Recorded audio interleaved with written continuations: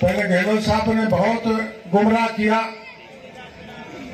हम हमारे वहां से पैसा देंगे, और तुम पैसा कहां से दोगे, तुम्हारे पास तो पैसा है ही नहीं, और जो था उसको लूट खाया।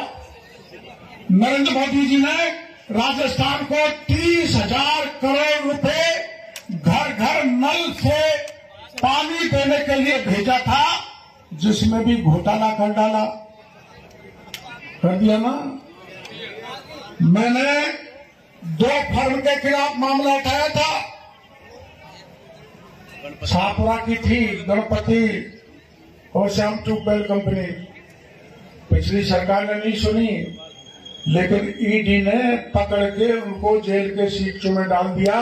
और नरेंद्र मोदी ने तय किया है कि इस देश का एक एक पाई जो देश की जनता हमारे खजाने को भरती है, उसको अगर कोई खाएगा तो मुंह का खाया हुआ नाक से निकलवाने का काम नरेंद्र मोदी करेगा।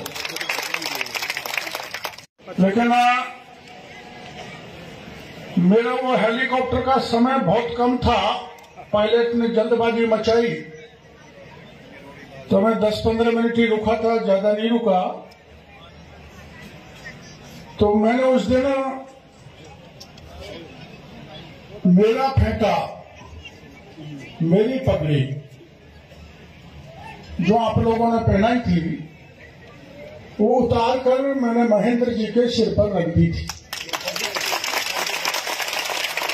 और ये पूछकर कि अगर आप इस पगड़ी की लाज रखो तो मैं पगड़ी पे इनके सिर पे रख दूं। तो आपने हाँ की थी, आपने वादा किया था।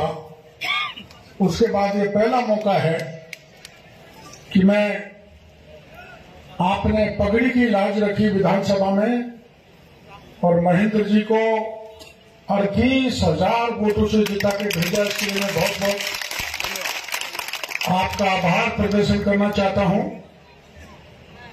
अब ये तो महेंद्र थे, अब आगे राजेंद्र। तो राजेंद्र का रा और महेंद्र का मैं मिला दें तो राम।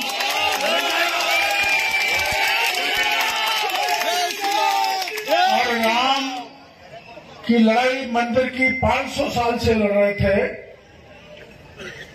उस मंदिर को बना के किसने दिया? राव साहब ने भी लिया था। राव साहब का मेरे को पता है, हम मंच पर और भी कुछ कार्यकर्ता होंगे। ये पंडित जी हैं, और वह गोली चलाई थी मुलायम सिंह ने, और हमारे बहुत लोग मारे गए थे। वो अंतिम सबसे बड़ा आंदोलन था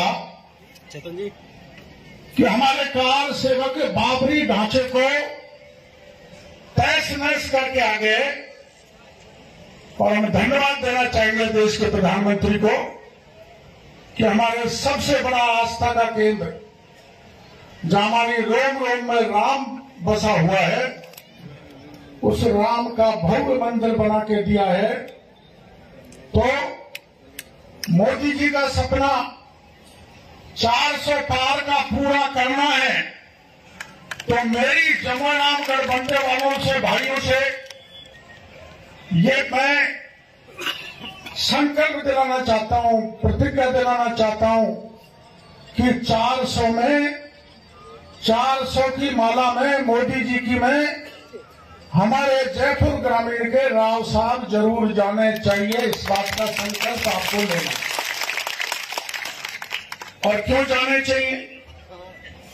मैंने यहां बीच में, हमारे सभी कार्यकर्ता बैठे हैं, एक बार बीच में 3-1 साल पहले बुलाया था कि साहब हमारे जमुना गठबंधन में ऊंट पटांग निर्माण हो गए, सब बंदे में मकान बन गए, होटल बन गई।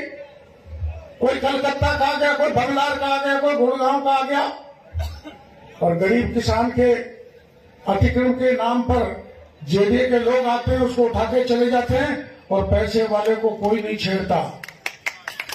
हमने आंदोलन किया था, यहां सभा भी की थी रामगढ़ में, और मैं उस दिन कह के गया था कि रामगढ़ बंधे में पानी लाने का काम भारतीय जनता पार्टी करेगी, नरेंद्र मोदी करेगा। और आपको ध्यान है 89 से भारतीय जनता पार्टी इस मामले में लड़ाई लड़ रही है कि कोटा की डाउन स्ट्रीम से लेकर धौलपुर तक करीबन 210 किलोमीटर की लंबाई में चंबल का पानी बहकर वर्षों से जा रहा है। उस पानी को उठा के रामगढ़ बंदे में लाने का काम कांग्रेस ने नहीं किया। उसने 60 साल का राज कर लिया, लेकिन काम करके दिया तो देश के प्रधानमंत्री नरेंद्र मोदी ने दिया। केवल रामगढ़ का बंदा ही नहीं, जो 21 जिले पड़ेंगे उस 21 जिलों में जो जो भी बांध पड़ेगा उस बांध में चंबल का पानी आएगा। कोरोना सोलटेक क्वालिटी, डेडिकेशन और कस्टमर सेटिस्फेक्शन को प्रायोरिटी पर रखते हुए हर इंडस्ट्री की इलेक्ट्रिसिटी में कॉस्ट सेविंग कराने और उन्हें रिन्यूएबल एनर्जी की ताकत देने के लिए लगातार काम कर रहा है। क्योंकि कोरोना सोलटेक में हमारा मानना है कि देश के रिसोर्सेज को सस्टेनेबल बनाने के लिए जरूरी है कि हम सबका उसमें बड़ा कंट्रीब्यूशन हो। इसीलिए सोलर प्रोजेक्ट्स की टाइमली डिलीवरी करते हुए एक पार्टनर की तरह आपकी इंडस्ट्री को हम अपडेट करते हैं और हमेशा आपकी सर्विस के लिए तत्पर रहते हुए सोलर एनर्जी का पूरा पोटेंशियल आपको मिले, इसी दिशा में काम करते हैं।